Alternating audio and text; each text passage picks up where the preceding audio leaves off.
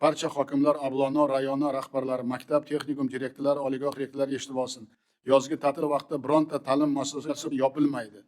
Ularni sport maydonchasi, o'quv-xonalarida yoshlar uchun sport, fan va kasb to'garaklari ochiladi. Masalan, hozirgi 345 ta maktab o'quvchilarining fanlardan o'zlashtirishi juda past. Tuman hokimlari ushbu maktablar bilan shaxsan shug'ullanadi. Oqsayotgan fanlar bo'yicha eng yaxshi mutaxassislarni jalb qilib, o'quvchilarga haftasiga 6 soatlik o'quv kurslari tashkil qilinadi. Shu bilan birga 304 ming sig'imga ega 900 ga yaqin teatr, madaniyat markazlari va konsert zallari, hududlardagi 1,5 mingga yaqin sport maydonchalari, 150 ming nafar yoshlarni qamrab olish imkoniyatiga ega bo'lgan 200 ta oromgoh, respublika bo'yicha 2000 dan ortiq turizm obyektlari to'liq safarbar qilinadi. Nazarbekov, Atabek Hasanov, Sirojiddin Saidov, Akmal Nuruddinov, Sadullayev va hokimlar bilan 90 kunlik davomida joylardagi amfiteatr va saylgohlarda har kuni konsert va musiqa kechalari qilsak bo'ladimi?